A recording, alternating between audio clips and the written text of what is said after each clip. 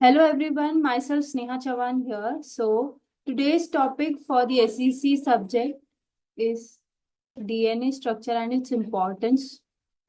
So let's start today's topic, DNA. What is exactly a DNA means?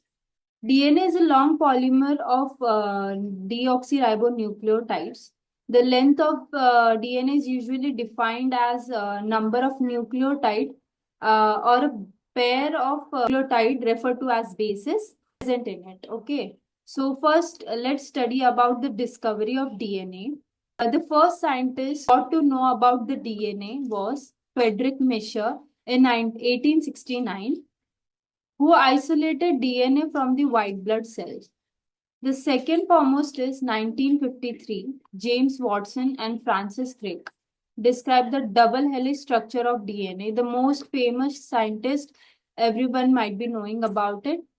Then comes in 1962, Watson, Crick, and Maurice Wilkins awarded the Nobel Prize in Physiology of Medicine as X-ray diffraction data produced by Maurice Wilkins and Rosalind Franklin proposed a very simple but a double helix structure model for these DNA.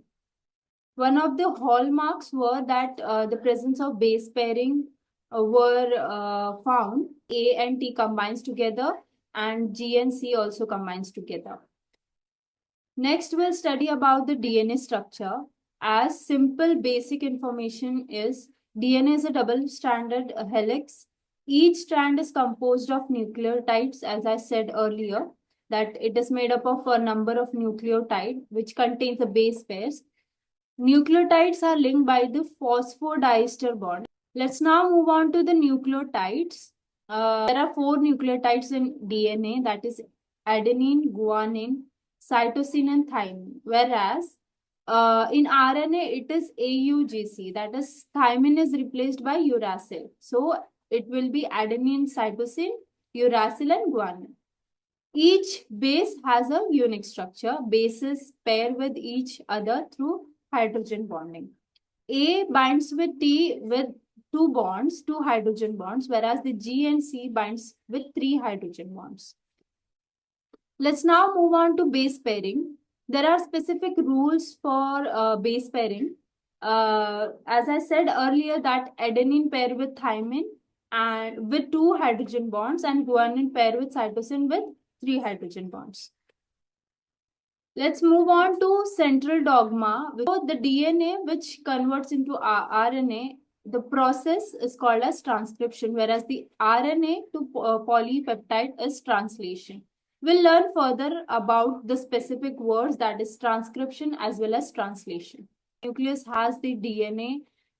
In human, it is 2.2 meters, and which contains about 4.6 into 10 raised to 6 base pair. Okay. Then genes are simply codes for making polypeptide. DNA is semi-conservative in nature. It means that it can multiply and produce more daughter DNAs. DNA replication is initiated at a specific region called as origin. The word transcription here. Transcription is the process of creating RNA from DNA. Process of transcription here occurs with unwinding of DNA, then synthesis of RNA through RNA polymerase. Three steps in transcription are initiation, elongation, and termination, which include sigma factor, rho factor. Let's read the definition of it. Translation is a process in which a sequence of nucleotide triplet in a messenger RNA gives rise to a specific sequence of amino acid during the synthesis of polypeptide chain. Okay, as you can see the amino acids lined over here, that is glycine, leucine, tyrosine, glycine, alanine, valine. All these are amino acids which together forms as protein. The process of translation here is ribosome, mRNA, tRNA, and protein synthesis. Let's talk about importance of DNA. DNA contains genetic instruction for the development and function. DNA is responsible for inheritance of trait. Everybody might be knowing about this. DNA is used in forensic science and genetic engineering to find culprit. Thank you.